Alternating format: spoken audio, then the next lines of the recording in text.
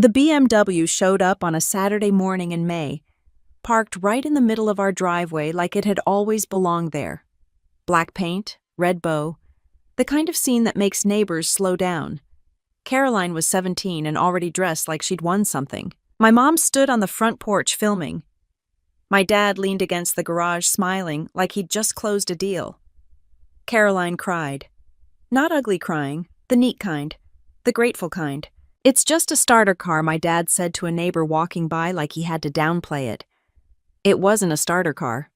It was brand new. I was standing off to the side, holding a grocery bag, because I'd just gotten back from my shift at the diner. I was also 17. My gift that year had been a handshake and a reminder to keep my grades up. Caroline had gotten into Cornell 2 weeks earlier. My parents called it proof. Proof she worked harder. Proof she aimed higher. Proof they'd done something right. I had decent grades. Not Ivy League decent, just solid. I liked computers. I liked taking things apart and putting them back together. I'd been talking to an Army ROTC recruiter for months by then, mostly because I knew college wasn't getting paid for any other way. When I mentioned ROTC at dinner that night, my mom put down her fork and gave me a tight smile. Well, she said, I guess you'll have to figure it out. Not cruel, not loud, just final. My dad added, we just expected more options for you. Caroline didn't say anything. She didn't have to. The BMW was still in the driveway. That phrase, figure it out, stuck. It sounded responsible, independent, mature. It also sounded like you're on your own. Caroline never had to figure it out. Her tuition was covered before she even graduated high school. My parents talked about it like an investment. They toured campus with her. They compared dorms. They posted acceptance photos online. My dad updated his LinkedIn bio to say, Proud Cornell Dad. When my ROTC scholarship letter came in the mail, I opened it at the kitchen counter alone. Full tuition. Room and board stipend. Commission upon graduation.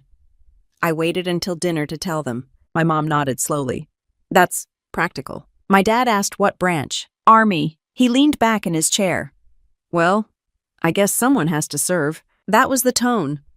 Not angry, not proud. Just slightly disappointed like I'd chosen the off-brand cereal. Caroline left for Ithaca that fall with a packed SUV, and both parents helping her move into a dorm that looked nicer than most apartments. I drove to my state university 2 weeks later with 2 duffel bags and a trunk that didn't close unless you slammed it. ROTC started at $600, 4 days a week, PT before class, labs on Thursdays, field training exercises on weekends. I liked it. It was structured, clear. You showed up. You performed. You got evaluated. Nobody cared who your parents were. Caroline's freshman year was all study abroad brochures and sorority photos. Thanksgiving that year was a slideshow of her campus, her new friends, her internship interviews. When my uncle asked about me, my mom said, she's doing the military thing. The military thing. I worked part-time at the campus IT desk between classes. Saved everything I could. Bought my own laptop. Paid for my own textbooks. ROTC covered tuition, but life still costs money. Sophomore year, Caroline landed a summer internship in Manhattan. My parents rented her a furnished sublet. My summer was advanced camp prep. Heat, sand, MRES. No one posted about that. By junior year, I was contracted locked in. I'd already decided I wanted cyber. It made sense. It fit. Network systems defense. Clean problems with measurable solutions. At Christmas that year, Caroline got a Cartier bracelet just because. I got a Target gift card and a comment about how disciplined I looked. You've really leaned into it, my mom said. Like I'd joined a theater club. Senior year, I found out I'd been selected for cyber. That wasn't easy. The branch had limited slots. Strong GPA, strong performance evaluations, solid recommendations. I called home that night. My dad paused. So you'll be behind a desk, sometimes deployed. Depends. He cleared his throat. Well, at least it's technical. Caroline graduated from Cornell with honors. Big ceremony, professional photographer, My parents framed 3 different pictures for the living room. When my commissioning ceremony came around, I sent the invitation months in advance. It was a small auditorium on campus. Dress uniform, oath, first salute. My mom said they'd try to make it. Caroline had a networking event that weekend in Boston. My dad didn't want to miss it. The morning of commissioning, I scanned the room before we lined up. Families everywhere. Cameras ready. My name was called. I walked across the stage. Took the oath. Got my gold bars pinned on by my grandfather. He was the only one who came. Afterward, he shook my hand and said, "You earned this. Don't wait for applause." We took one photo outside the building. No professional photographer. No framed portrait in the living room. I reported to Basic Officer Leader course later that summer. Fort Gordon. Long days. Technical training. Field problems. I didn't have time to think about whether anyone was impressed. Caroline started posting about startup ideas during her first year out of college. She used words like scalable and disruptive. My parents reposted everything. When relatives asked how I was doing, the answer was always the same. She's figuring it out. By the time I made captain, I deployed once in support of operations overseas, completed my cyber protection team training, and maintained a clean record. No issues. Strong evaluations.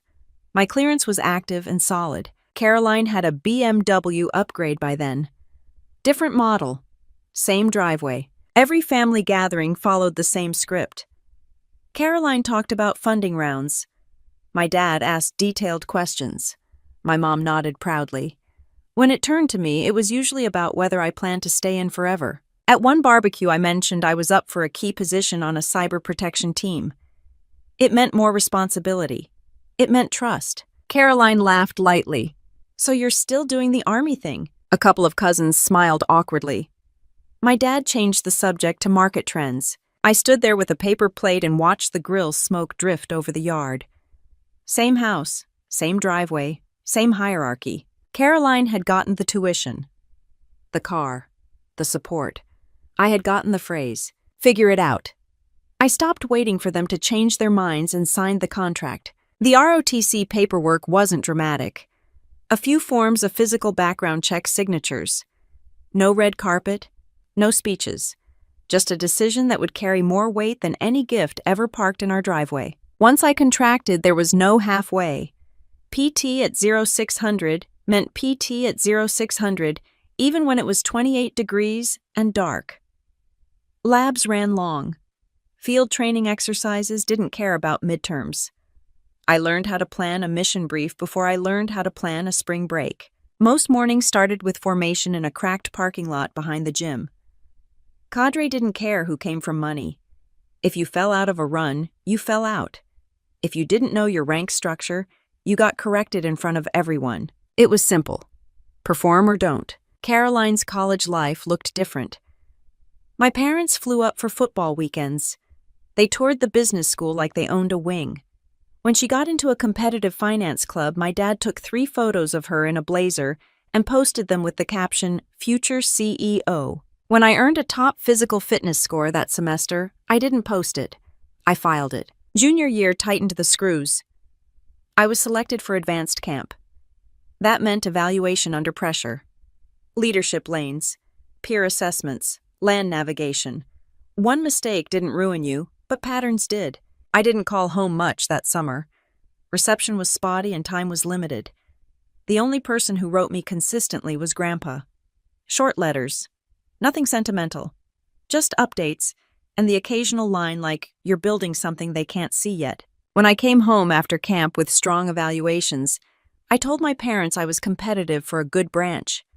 My dad asked if I'd reconsidered corporate internships.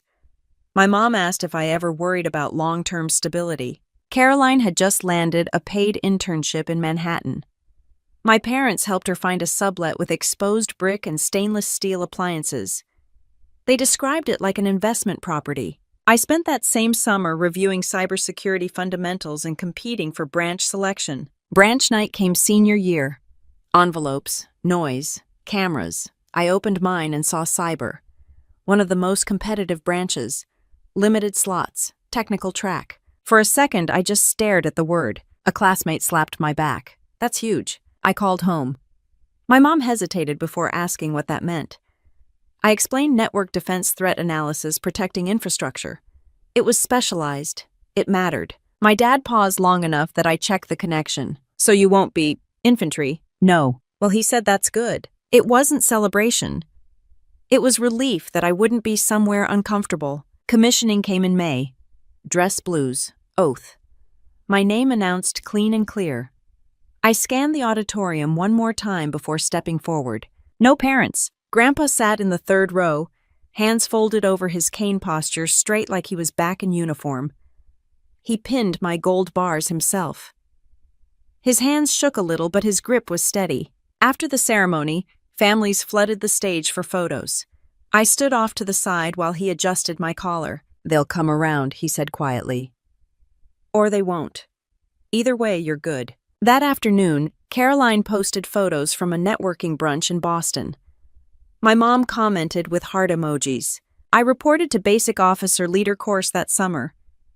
Fort Gordon was humid and loud and relentless. The days were structured down to the minute. Classroom instruction on network architecture. Labs simulating intrusion detection.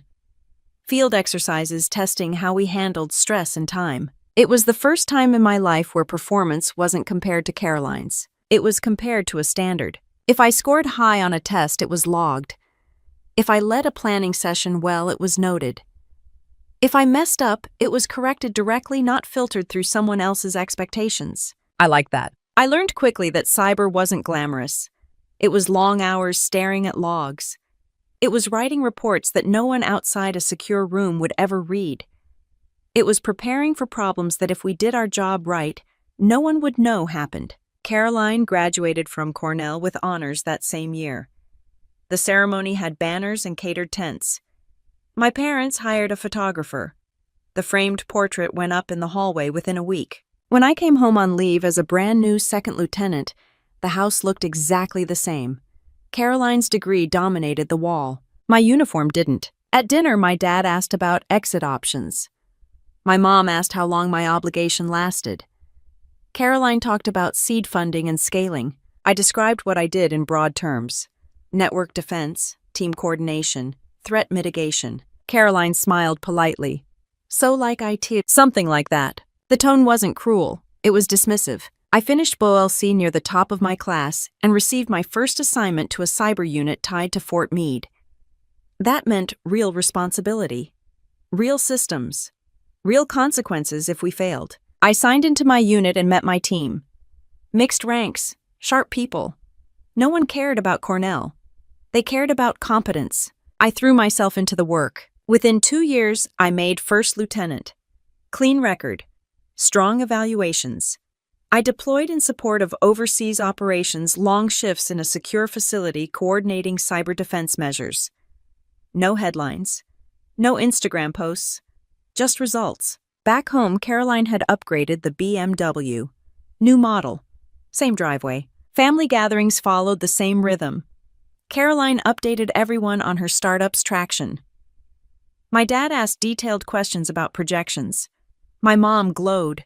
When it turned to me, someone would ask how long I planned to stay in. Still figuring it out, an aunt joked once. I didn't correct her. By the time I pinned to captain, I had built a record I could stand on. Solid OERs. Strong recommendations. A growing reputation as someone who didn't panic under pressure. My parents sent a short text. Congrats. Proud of you. No one flew in. I didn't ask them to. At Fort Meade, the work intensified. Cyber protection teams rotated through high-visibility missions. Selection wasn't automatic.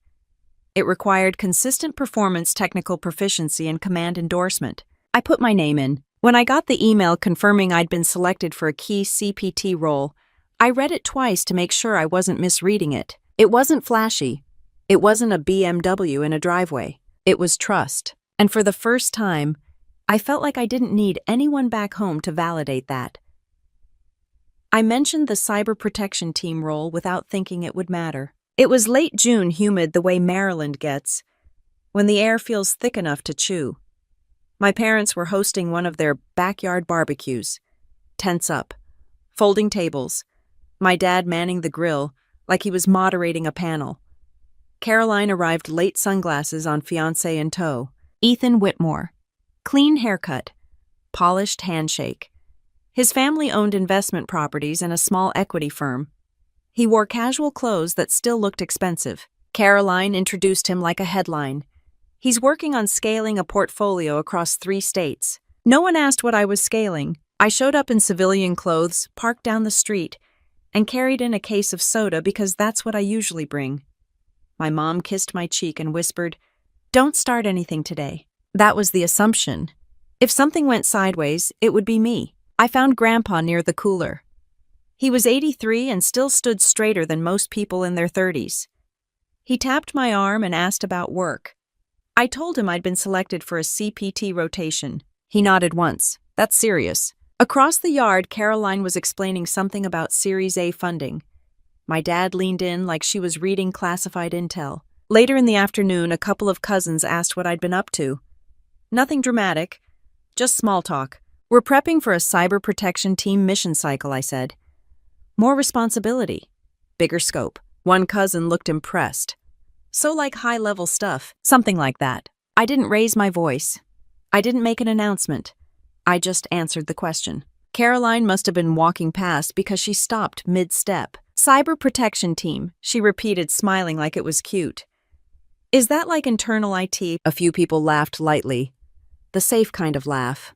Not cruel, just compliant. It's network defense, I said. We handle critical systems. She tilted her head.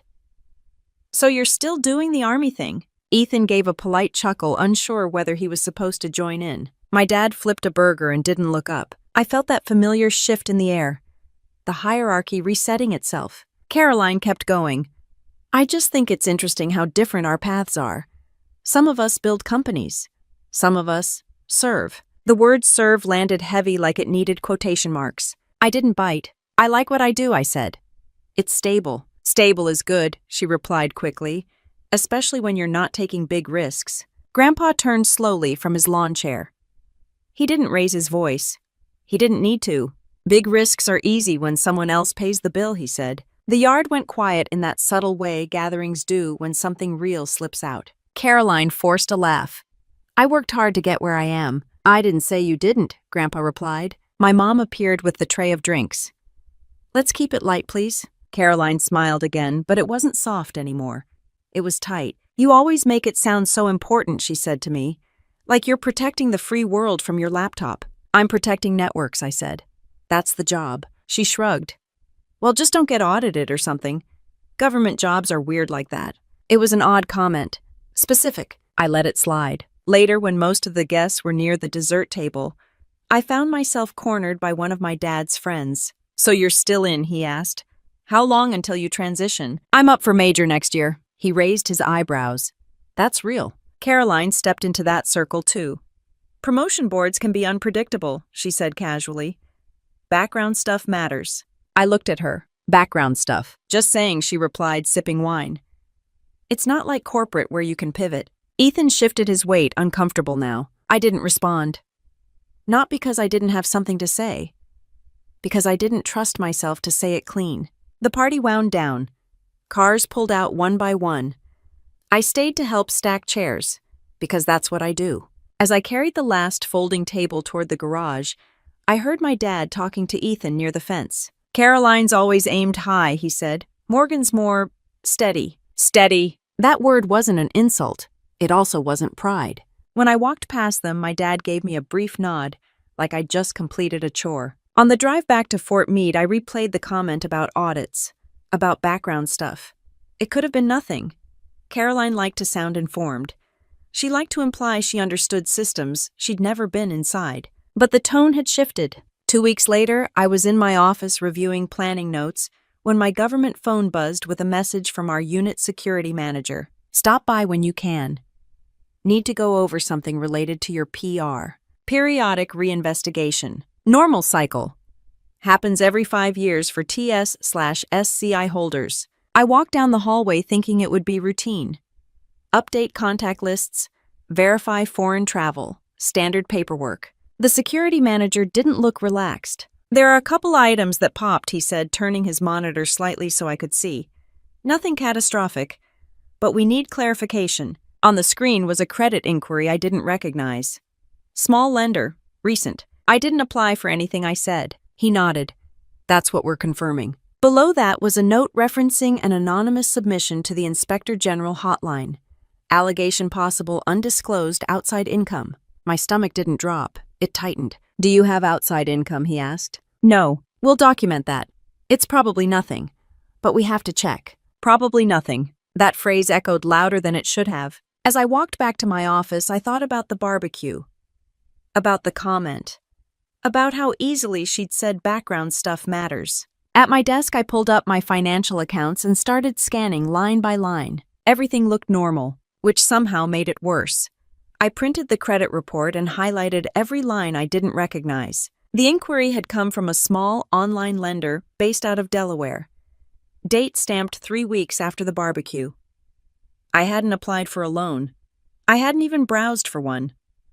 My finances were simple base pay, BAHTSP contributions, a checking account, and a savings account. Nothing exotic. I walked back to the security office the next morning with a folder in hand. I pulled my report. I told the security manager. I didn't initiate this. He studied the page, nodded, and made a note. We'll annotate that. Could be identity misuse. Could be a clerical error. And the anonymous complaint, he scrolled through his screen again.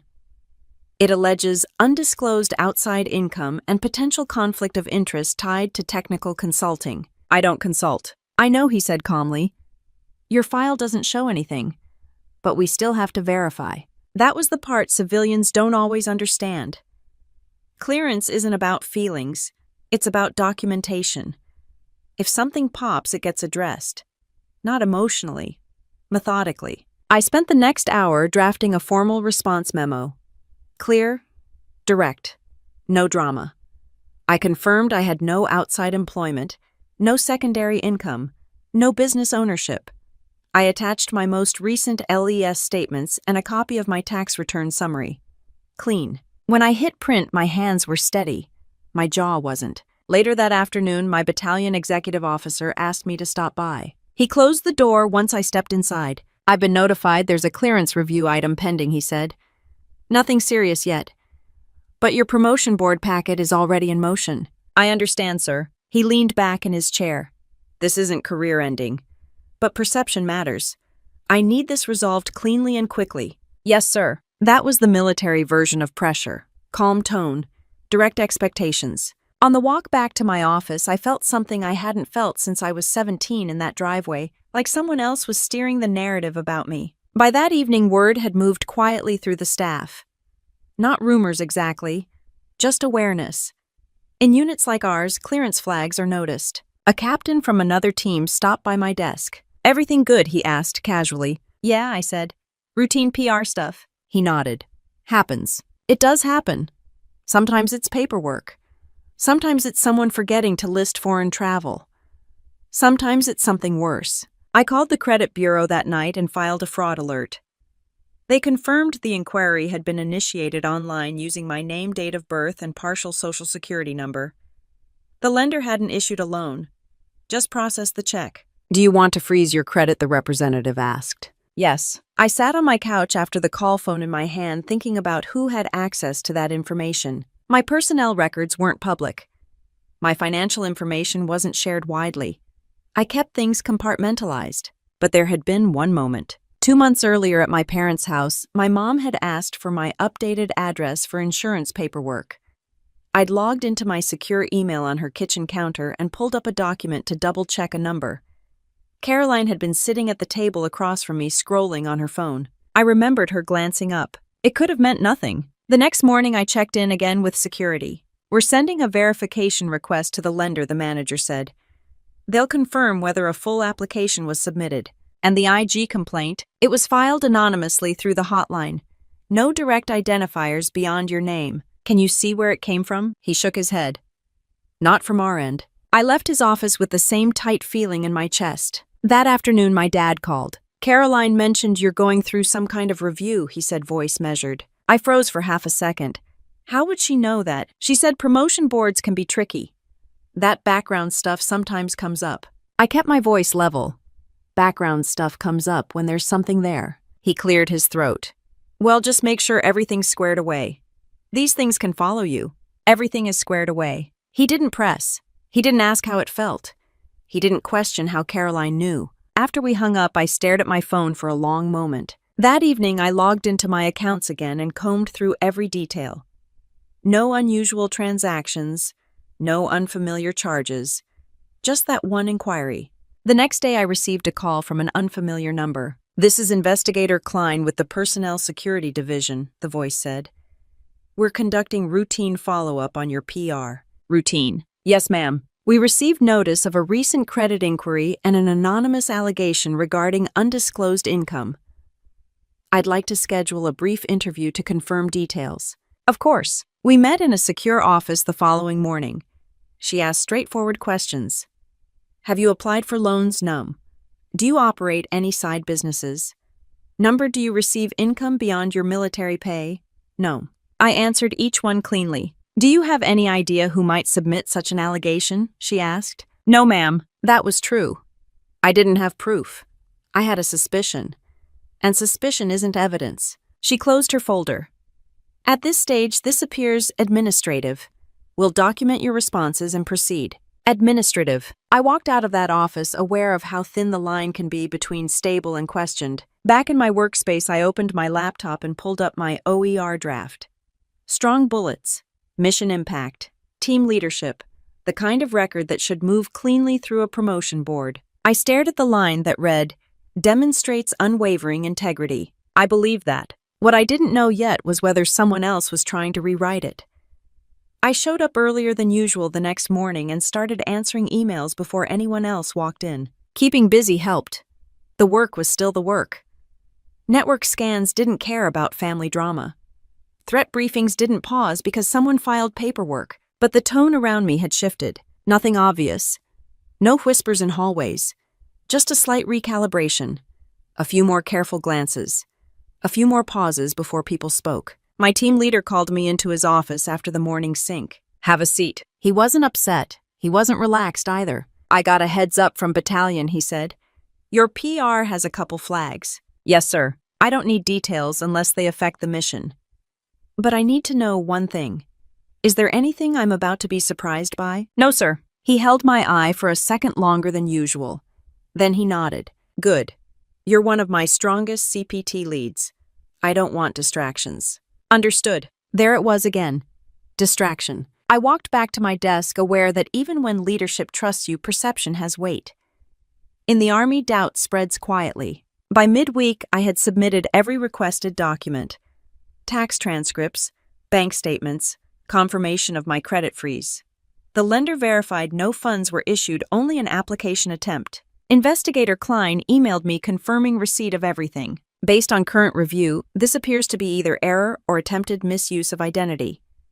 Continue monitoring your credit. We will update the file accordingly. It was progress, not closure. At lunch, a junior lieutenant asked casually, "Is it true someone filed an IG complaint?" He meant no harm, just curiosity. Someone filed something, I said.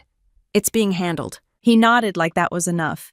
In the Army, it usually is. That night, I got a group text from my mom about seating arrangements for Caroline's rehearsal dinner. Just confirming you'll be there. We're trying to keep everything smooth. I stared at the word smooth. I typed back, yes. Almost immediately, Caroline replied in the thread. Glad you can make it. Hopefully no more background drama by then. My pulse didn't spike. It cooled. I stepped out onto my apartment balcony and called her directly. She answered on the third ring. What's up? How do you know about my PR? I asked. Silence for half a second. Mom mentioned something about clearance stuff. Why would she know? She worries. It's not a big deal. Background drama, I repeated. She laughed lightly. You're in the military. There's always some kind of review. It's not corporate. You don't just pivot. The word pivot again. You filed something, I asked. Are you serious right now? She shot back. Why would I risk that? I let the silence sit. You're not the only person who knows your social, she added quickly. Maybe you're just not as secure as you think. That was the closest she'd come to slipping. I didn't say you did, I replied. Well, good. Because that would be insane. We ended the call without resolving anything. I leaned against the railing and thought about tone. She wasn't defensive. She wasn't shocked. She was rehearsed. The next day, my XO called me back in. Board packets are finalizing, he said. If this clearance note isn't formally cleared by then, it won't necessarily disqualify you. But it becomes a question mark. Yes, sir. Question marks matter. He wasn't wrong. Promotion boards review files in minutes. Clean records move fast. Uncertainty slows things down. That afternoon, I requested a full copy of my credit report history and placed an extended fraud alert. I also contacted the lender directly and requested IP submission data for the application attempt. They wouldn't release it without formal legal process. I understood that. That's how it works. I didn't need the IP yet. I needed confirmation that this wasn't random. 2 days later, I ran into Ethan at a cafe near my parents' neighborhood. Pure coincidence. I was home for a quick weekend visit. He was at a table with his laptop open. He looked surprised when he saw me. Hey, he said. Didn't know you were in town. Just briefly. We stood there awkwardly for a second. He lowered his voice slightly. Caroline's been stressed. About wedding stuff. And your situation. My situation. She mentioned some investigation at work. Said it might get messy. I studied his expression. He didn't look smug. He looked concerned. It's administrative, I said. Nothing messy. He hesitated. She said there were financial irregularities. I kept my face neutral. There aren't. He nodded slowly like he wanted to believe that. Driving back to Fort Meade that evening, I replayed that conversation. Financial irregularities. That phrase wasn't public. It wasn't in the IG note summary I'd seen. It was language from the credit inquiry, which meant she either guessed very accurately or she knew more than she should. Monday morning, I received another update from Investigator Klein. We have not substantiated the allegation of undisclosed income. The complaint appears unsupported. Final adjudication pending. Unsupported. I exhaled slowly for the first time in days. But unsupported didn't erase the fact that someone had tried. And someone was narrating the story to my family in real time. At our weekly CPT sync, my team leader assigned me as primary lead for an upcoming assessment cycle. Let's keep momentum, he said. I nodded. Work remained clean. Clear objectives. Defined outcomes. Family was something else entirely. That night I opened my laptop and began documenting everything. Dates, calls, texts, timeline of the barbecue, timeline of the credit inquiry. Who knew what and when? Not because I was ready to accuse anyone, because I was done being reactive. I started with timestamps and worked outward. The barbecue was June 18th. The credit inquiry hit June 21st. The anonymous IG complaint was logged June 24th, all within a week. That didn't prove anything. It did establish rhythm. I requested a detailed report from the credit bureau, confirming the exact time of the inquiry submission. They provided the date and general method online application portal. The lender's compliance department confirmed the form included my full legal name, date of birth, and address history. They couldn't release the originating IP without legal process, but they confirmed it wasn't a random soft inquiry. Someone filled out a form. I didn't escalate it through military channels yet. Unsupported complaint meant I had breathing room. What I needed was clarity, not drama. I called a former classmate from BOLC, who now worked in private sector cybersecurity compliance. I'm not asking you to hack anything I said, just hypothetically. If someone submits a false application online, how traceable is that? Depends, he replied. If law enforcement gets involved, very traceable. For you, privately limited. But patterns matter. What kind of patterns? Timing. Language. Where the narrative shows up. Language. That stuck. At work, I reviewed the summary of the IG complaint again. It referenced potential outside consulting income tied to technical advisory services. That phrasing wasn't random. It was specific enough to sound informed, but vague enough to avoid detail. Technical advisory services. Caroline used that phrase in a completely different context a month earlier when she described Ethan's portfolio companies. I remembered because she'd said it twice. Coincidence, maybe. Later that week, my mom called. Caroline's stressed, she said. There's been tension with Ethan's family. About what? They're very careful with background checks.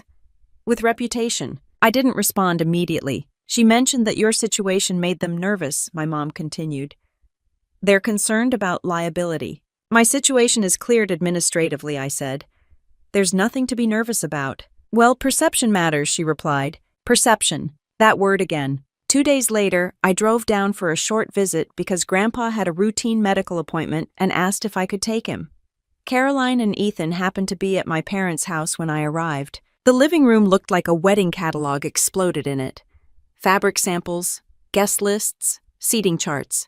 Caroline was mid-conversation when I walked in. She's in a sensitive role, she was saying to Ethan. Sometimes these reviews uncover things. I stepped fully into the room. Uncover what? I asked, calmly. She didn't flinch. I was just explaining how clearance works, she said. It's intense. It is, I replied. Which is why unsupported allegations don't stick. Ethan shifted uncomfortably. My mom busied herself with moving papers that didn't need moving. Caroline crossed her arms. I just don't want surprises at the wedding. There aren't any. She gave me a look I'd seen before. Controlled. Slightly superior. Your world is different, she said. In ours, reputation spreads fast. In mine, it's documented. That ended the exchange, at least publicly. Later, while Grandpa was resting in the den, I stepped outside to take a call from my credit monitoring service. Another alert. Not a new application, just confirmation that my fraud alert had been extended. As I hung up, Caroline joined me on the patio. You're really leaning into this victim angle, she said. I'm not a victim, I replied. I'm documenting. Documenting what? Timeline. Language. Patterns. She laughed softly.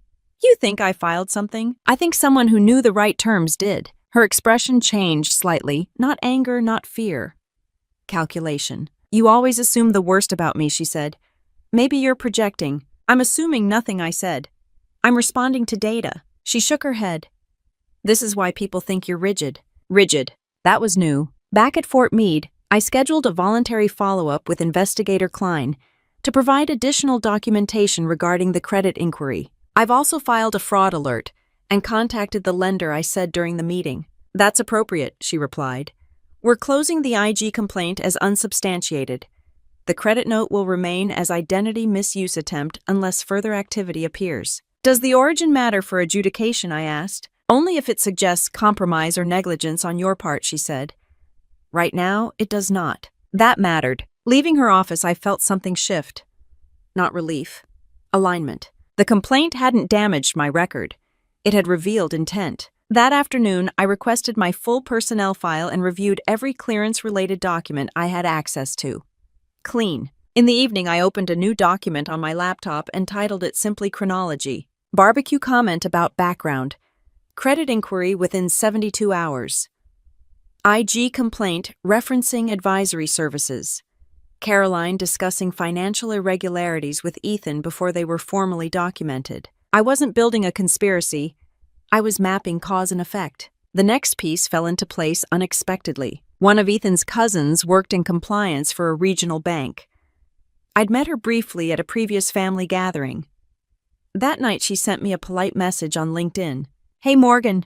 Random question. Have you ever done private consulting? Caroline mentioned it. I read the message twice. No, I replied. Why? She said there was some confusion around outside income. Just wanted to clarify. There it was. The narrative had expanded beyond our house. I didn't respond emotionally. I responded factually. There is no outside income. My clearance review is administrative and clean. She thanked me and left it there. I closed my laptop and leaned back in my chair. This wasn't about a credit inquiry anymore. It was about reputation. And someone had decided mine was flexible. I drove to my parents' house on a Tuesday evening instead of waiting for another holiday. No casserole, no group text, just me pulling into the same driveway where that BMW once sat like a trophy. My dad was in the garage when I walked in. He was reorganizing tools that didn't need reorganizing. Didn't know you were coming, he said. I need 10 minutes, I replied. He wiped his hands on a rag and followed me inside. My mom was at the kitchen island with wedding invitation samples spread out in front of her.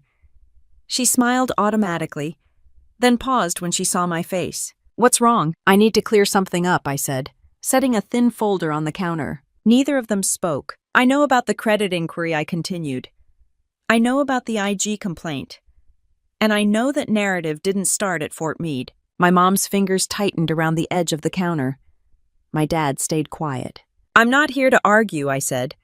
I'm here to make sure you understand what's actually happening. I opened the folder. Inside were printouts. Credit bureau confirmation. Email from investigator Klein stating the complaint was unsubstantiated. A timeline of dates. I did not apply for a loan. I do not have outside income.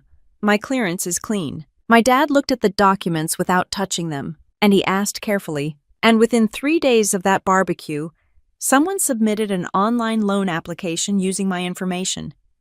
Within a week, someone filed an anonymous complaint using language that matches conversations happening in this house. My mom inhaled sharply. Are you accusing your sister? I'm pointing out timing. That's a serious claim, my dad said. So is filing a false IG complaint. Silence filled the kitchen. My mom shook her head. Caroline would never risk something like that.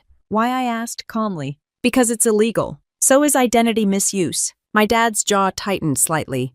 You don't have proof. I have pattern. That's not the same thing. No, I agreed. It's not. I slid one more page across the counter.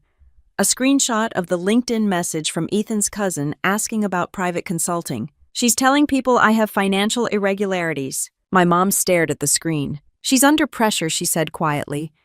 Ethan's family is very particular. So am I replied.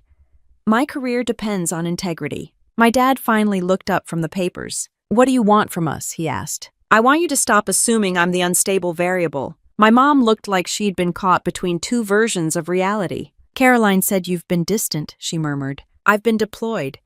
I've been working 12-hour shifts. That's different. My dad exhaled slowly. If she did something, he said carefully, why would she? The answer came out cleaner than I expected. Because I'm no longer the family disappointment. That landed. Neither of them corrected me. For years I continued, I was the safe comparison. The steady one. The one who figured it out. Now I'm up for major. I lead a CPT. My record is solid. And suddenly I'm a liability. My mom's voice dropped. She's always felt competitive. With me, she thinks you judge her. I almost laughed. I judge data, I said. Not her. My dad closed the folder and placed his palm flat on top of it. If this is true, he said slowly. She crossed a line. There it was. Not full belief. Not denial either. I'm not asking you to choose sides, I said. I'm asking you to stop feeding a narrative that isn't real. My mom nodded faintly. We just want peace before the wedding. Peace built on lies doesn't last, I replied. No one argued. I left the folder on the counter and walked out without slamming anything. On the drive back, my phone buzzed. Caroline. I let it go to voicemail. Then a text came through. What did you tell them? I didn't answer. A few minutes later, another message. You're blowing this out of proportion. Still nothing from me. At Fort Meade the next morning, my XO stopped me in the hallway. Security office closed your IG item, he said. Credit note documented as identity misuse attempt. No adverse findings. Thank you, sir. That clears the board packet, he added. You're good. I nodded once. Clean. Later that afternoon, Grandpa called. Your dad came by, he said. And he looked unsettled. Good, I replied. Grandpa chuckled quietly. You didn't yell? No. Even better. That night I received a short email from my dad. Subject line, understood. The body read, we reviewed everything. We're going to speak with her. No apology. No dramatic declaration. Just acknowledgement. At work, I focused on the upcoming assessment cycle. My team ran through simulation scenarios without issue. Reports submitted on time. No distractions. At home, Caroline went quiet. No group texts, no subtle jabs, no commentary about clearance. Silence can mean many things. In this case, it meant recalculation. 3 days later, a cream-colored envelope arrived in my mailbox. Handwritten address. Gold trim. I recognized Caroline's handwriting immediately. I opened the envelope at my kitchen counter without sitting down. Heavy cardstock. Formal script. The kind of invitation that assumes everyone will show up dressed correctly and smiling on cue. Caroline Hayes and Ethan Whitmore request the honor of your presence. Date, venue. Rehearsal dinner details included on a separate card. At the bottom in Caroline's handwriting, hope everything is cleared up by then. Would hate for any surprises. No smiley face, no sarcasm indicator, just clean ink. I folded the card once and set it back on the counter. She wasn't backing down, she was reframing. At work the next day, my clearance file showed the final update. IG complaint closed as unsubstantiated. Credit inquiry documented as attempted misuse. No adverse action. Clean record. I printed the final adjudication memo and slid it into my personal file. Not because I needed it for the board, Because I wanted it documented in my own hands. During lunch, I met with a legal assistance officer on base. Not to accuse anyone, just to ask general questions. If someone submits a fraudulent credit application using your information, I asked, what's the appropriate civilian route? Police report for identity theft, she replied. You'd need evidence tying it to a person, not just suspicion. And if there's a pattern of reputational harm, that's civil territory. Defamation requires proof of false statements made to third parties that cause damage. Proof. Everything in my world came back to documentation. That evening I called Ethan. He answered quickly like he'd been expecting me. I want to clarify something I said. My clearance review is closed. No findings. He exhaled audibly. That's good. Have you seen documentation? No, he admitted. Just what Caroline said, which was that there were irregularities. Nothing specific. I paused. There weren't. Silence hung on the line. I don't want this to get messy, he said carefully. It doesn't have to, I replied. After we hung up, I opened a new document on my laptop and began organizing what I already had. Timeline. Clearance closure memo. Credit bureau confirmation. Screenshots of messages referencing consulting and irregularities. Not accusations, just facts. 2 days later, my mom called. We spoke with Caroline, she said, and she denies everything. I didn't expect a confession. She's upset you're turning this into something bigger. It was already bigger, I replied. It just wasn't visible. My mom's voice softened. The wedding is in 3 weeks.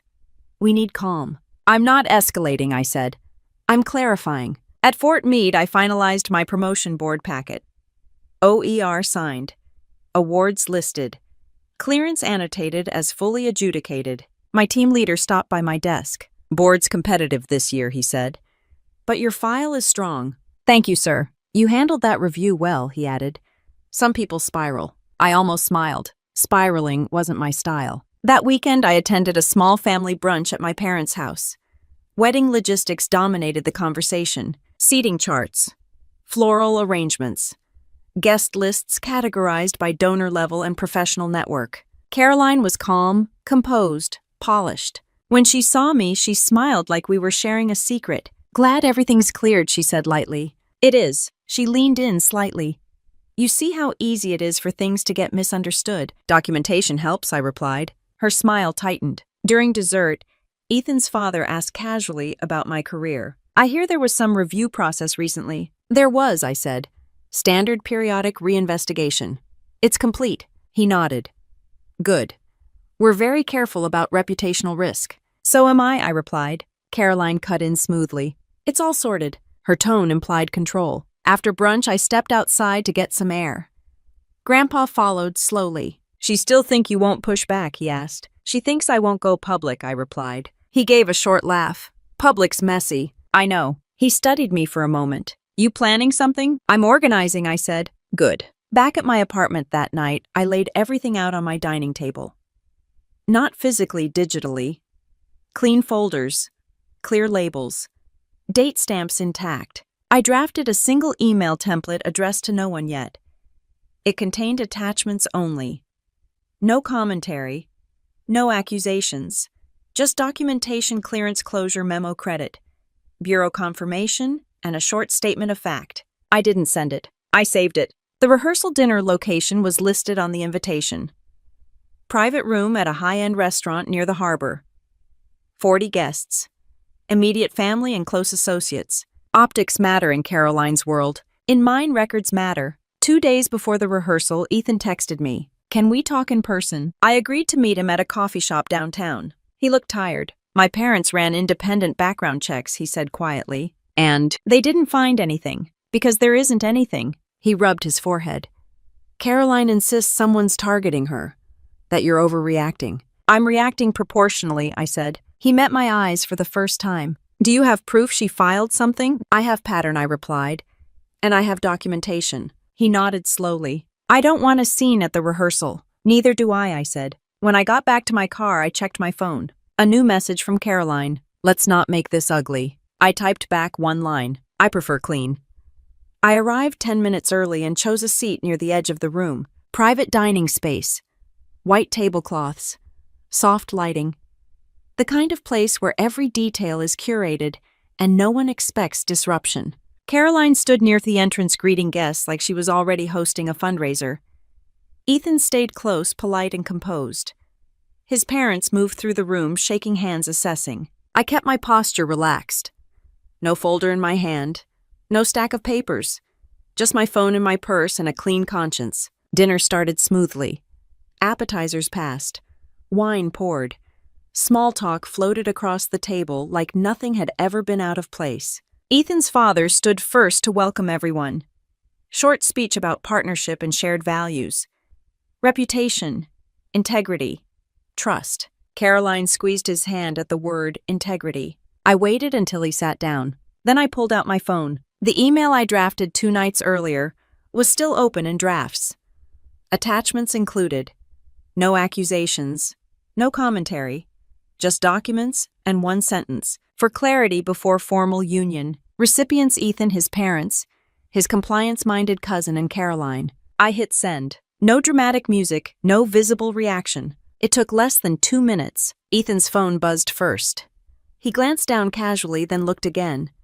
His posture shifted slightly. His father's phone followed. Caroline noticed the change before anyone said a word. What she asked, lightly. Ethan didn't answer immediately. He opened the attachments. The first document was the official clearance adjudication memo.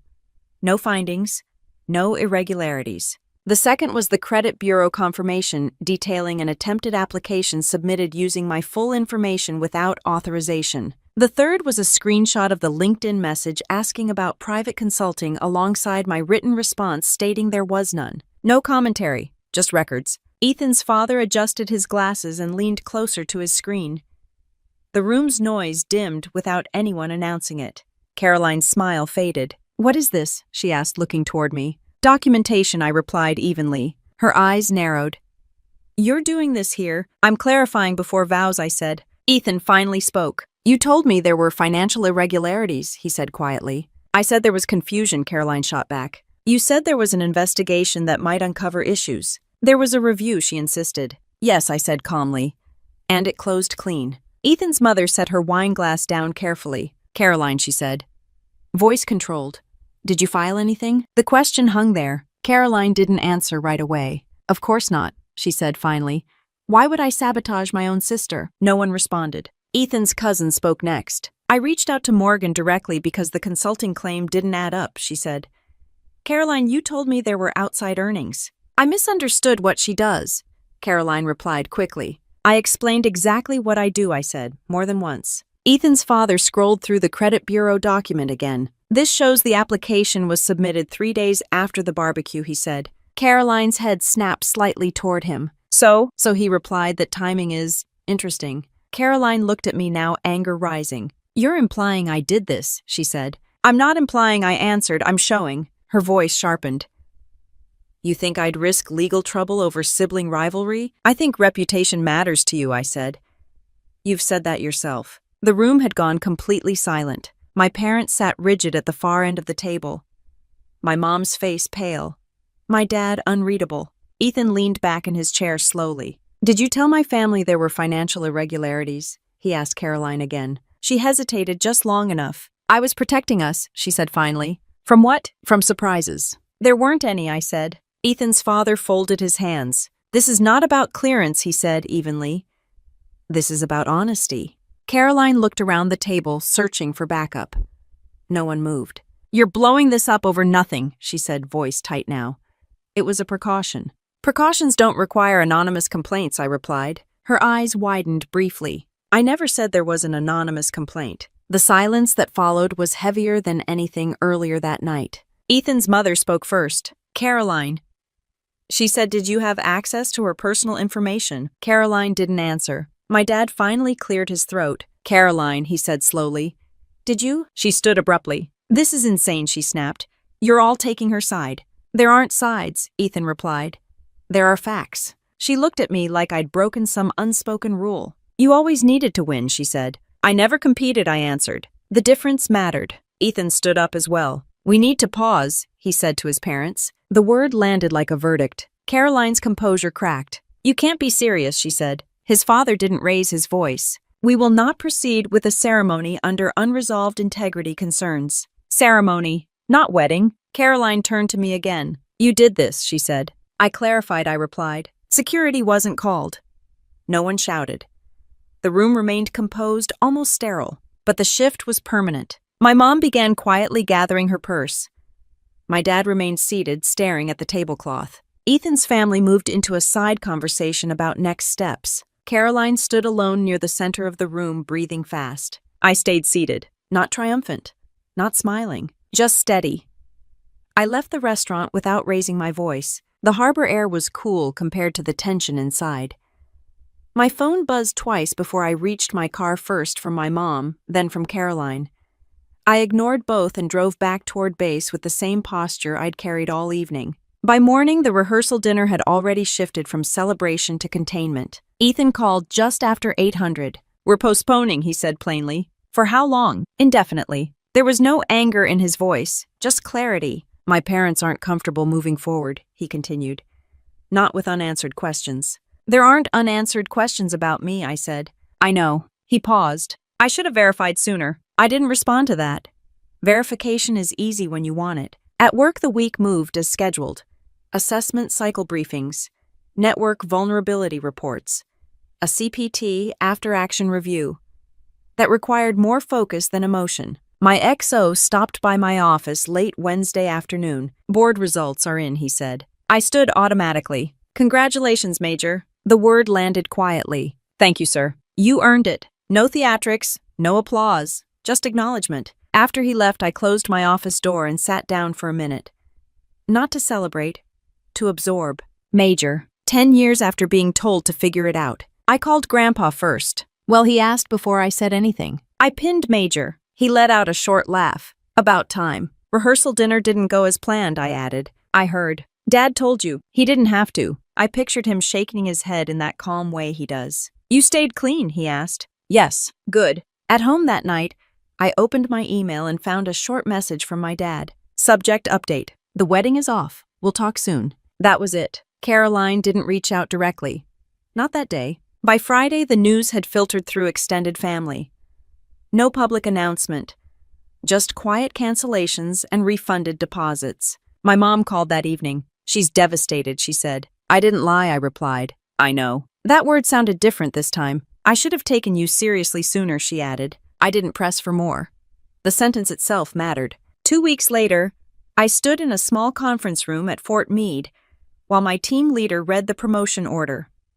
No band, no big ceremony, just a handful of colleagues and a box containing new rank. Grandpa stood in the back wearing a suit that fit him better than most officers' dress uniforms. He stepped forward when it was time. Permission, he asked lightly. Granted, I replied. His hands were steady as he pinned the oak leaves on my shoulders. You built this, he said quietly. I figured it out, I answered. He smiled at that. After the small reception, I walked back to my office and updated my email signature. Major Morgan Hayes, U.S. Army Cyber Corps. Clean. That weekend I drove to my parents' house again. Not for a confrontation, just because. The house was quieter, without wedding planning materials scattered everywhere. Caroline wasn't there. My dad met me in the driveway. Congratulations, he said. Thank you. He nodded toward the house. She's staying with a friend. I didn't ask questions. Inside, my mom handed me a framed photo. It was from my commissioning ceremony. The one Grandpa had attended alone. I found this in a drawer, she said. It had never been displayed. I should have put it up, she added. I looked at the photo. Younger version of me. Straight posture. No hesitation. It's fine, I said. My dad cleared his throat. I misjudged what mattered, he said. I focused on optics. That was as close to an apology as he'd ever come. Reputation without integrity doesn't hold, I replied. He nodded slowly. We sat at the kitchen table for a while without arguing. No hierarchy. No comparisons. Just space. A few days later, Caroline finally called. I hope you're happy, she said flatly. I'm steady, I replied. You embarrassed me. I clarified facts. She exhaled sharply. You always wanted to compete. I never did. Silence. You could have handled it privately, she said. I tried. She didn't argue with that. I didn't think it would go that far, she admitted quietly. That's the difference, I said. In my world, details matter. We ended the call without resolution. No reconciliation. No shouting. Just acknowledgement. Back at Fort Meade, I stepped into my new responsibilities with the same discipline I'd carried from day one. More oversight, bigger mission scope, more trust. No one there cared about Ivy League tuition. No one cared about a BMW at 17. They cared about results. One afternoon, while reviewing network activity reports, I caught my reflection in the dark screen of a paused monitor. Not disappointed, not overshadowed, just an officer who had done the work. The driveway where that BMW once sat still exists. So does the memory of being told to figure it out. The difference is simple now. I did. I didn't win because her wedding fell apart. I didn't win because the narrative shifted. I won because when my integrity was questioned, I had records. When my career was tested, it held. And when my family finally had to choose between image and truth, the truth didn't need help standing up. Golden child or not, Ivy League tuition or not, none of that protects you from documentation. In the military, reputation is earned line by line. In family drama, it's often assigned. I stopped accepting the assignment. If you've lived through favoritism, sibling rivalry, or the quiet kind of family betrayal that turns into something bigger, you're not alone. Family revenge stories aren't always loud. Sometimes they're just steady, documented, and clean.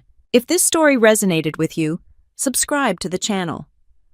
There are more real military and family revenge stories here told straight, without exaggeration and without shortcuts.